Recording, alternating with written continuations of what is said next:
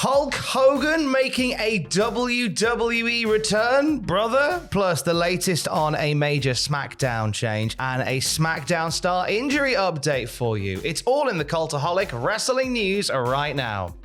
When it comes crashing down, it hurts inside. And for those who have cooled on the power of Hulkamania, this will hurt inside a bit as well. That's right. WrestleVotes Radio reporting today that several WWE legends are being discussed to be a part of Saturday night's main event, which is coming up next weekend. 3 names mentioned are Wendy Richter, Cowboy Bob Orton, and Hulk Hogan. Brother. Well, there we go. Pythons, etc. Hogan versus Orton, of course, was the main event of the first Saturday night's main event back in 1985. So it makes sense to have them as part of the show. Underneath that match, you had Wendy Richter versus the Fabulous Moolah for the WWF Women's title. So it makes sense to have Wendy Richter as part of that show as well. I'd be intrigued to see the reaction from the crowd for Hulk Hogan. Oh, still get a pop, of course he will. Yeah, I think Only so. because I'm basic, because obviously when we had him at WrestleMania after the pandemic, it wasn't the warmest of welcomes for Hogan. No, that's true. It's been a while since then, hasn't it? Been a while. I think that it would be weird without him, to be honest. It's one of those things, like, he's so integral to the history of Saturday night's main event. Initially, when we started talking about Saturday night's main event, the only name that was being thrown around was Jimmy Hart. And it's like, oh, you're not going to get Jimmy Hart without Hogan anyway, are you? But no, absolutely, he should be there. It'll be interesting to see what he does on the show. They're really stacking this. This feels like near pay-per-view worthy levels of stuff. And WWE announcing yesterday that you can watch it for free on YouTube as well, if you're in the UK. I don't know if that's in the US as well, actually, but VPNs. Yeah, I mean, you can do it that way.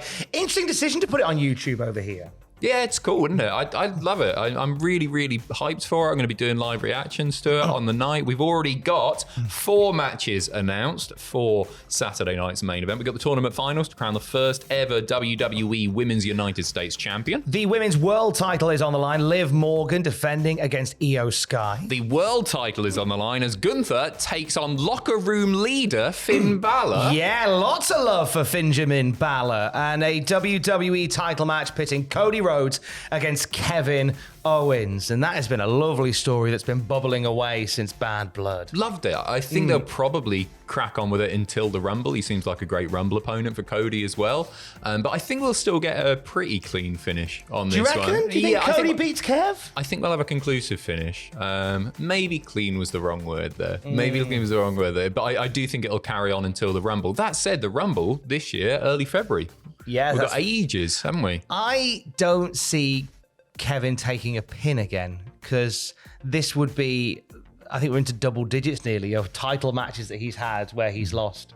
And I don't know whether they changed the narrative a little bit with this. Maybe I wouldn't be upset if it was a DQ. No. But if it was Cody getting DQ'd. Oh, I like that lots more. They're not going to do it though. Loads of people watching, loads of casuals watching, free on YouTube in the UK, as I say. It'll probably just be a big babyface win, but maybe we'll see some shenanigans. As I say, the locker room leader report, by the way, that came out about Finn Balor yesterday, I believe it was WrestleVotes again, talking about this. It was such a nice little tidbit, wasn't it? Yeah, and there's lots of conversations about him doing something big next year to kind of capitalize on a milestone. He's just been so consistently brilliant, and obviously the first world title reign for him, which lasted literally a day, was such a disappointment, and he's never got to that level again. I hope 2025 is Finn Balor's year, because he's been brilliant. 4 matches for Saturday night's main event so far. WrestleVotes Radio reporting that 1 more match is due to be added to next week's show. Wait a minute, 1 more match? 1 more match? 1 more match? 1 more match, brother?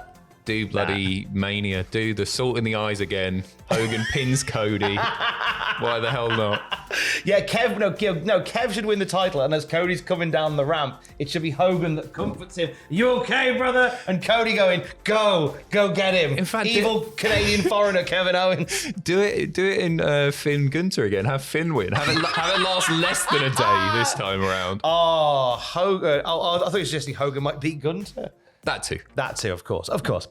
Speaking of stars from SmackDown, WrestleVotes Radio spoke about plans for SmackDown to change. There's been a lot of discussion about SmackDown going 3 hours. Where are we at with that, Ad? Well, WrestleVotes are saying there isn't a guarantee to be starting the same week as Raw moves to Netflix now, as in the change to 3 hours. We're hearing the plan is still to extend SmackDown to 3 hours this coming January. However, it is to be determined if it will go down in the first week of 2025 when Raw shifts or later in the month. So you're not going to have to wait too much longer for an extra hour of professional wrestling.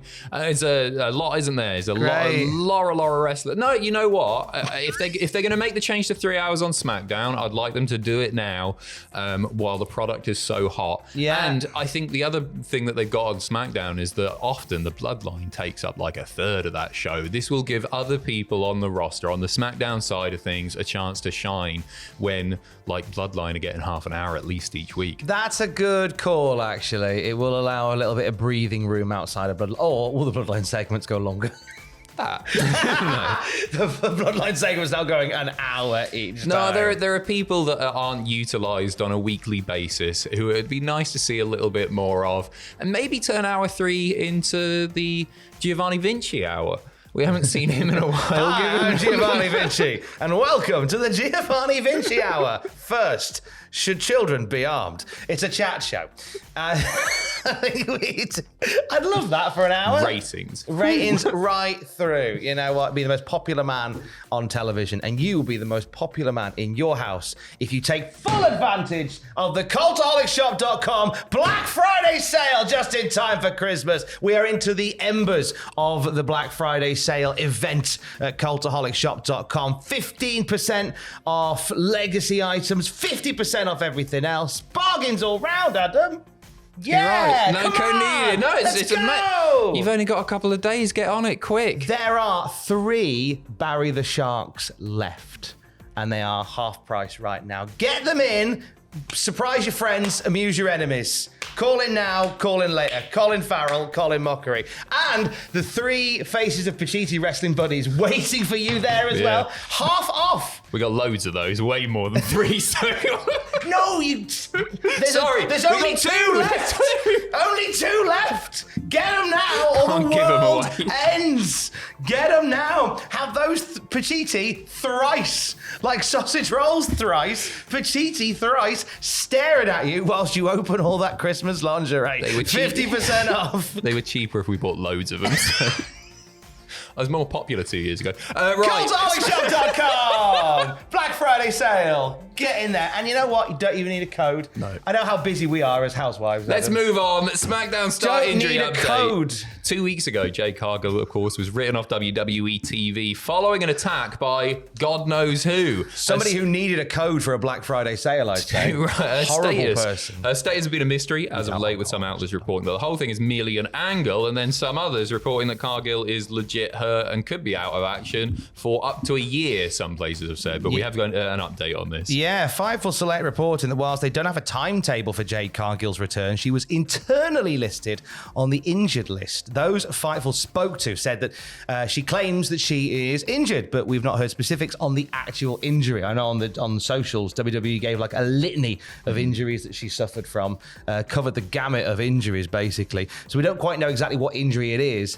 It's still a weird little question mark. I think the fact that she is on the injured list internally would suggest, well, that obviously the internal list is designed so the writers can look and see who's available, who's in play for as and whenever, and there's an injured list which Jade Cargill currently sits on. So it still asks questions about what they'll do with the women's tag titles. It does. I think she's legit hurt personally, but I'm also really enjoying the fact that WWE are seemingly working the dirt sheets on this one. So many different reports coming out, so much different information being fed to different sources. And everybody's talking about it at the moment. They've done their job well. They have indeed. They have. They've worked them all good and proper. When we know more about it, of course, we'll let you know whatever news strand that we get for that at Cultaholic.com, where you can find the very latest wrestling news at any time. Stay safe. Love you. Bye. Buddies, three pack. Don't need a code for Cultaholic.com because you're so busy. Don't even put a code in. It's just the discount happens when you go in. Click buy.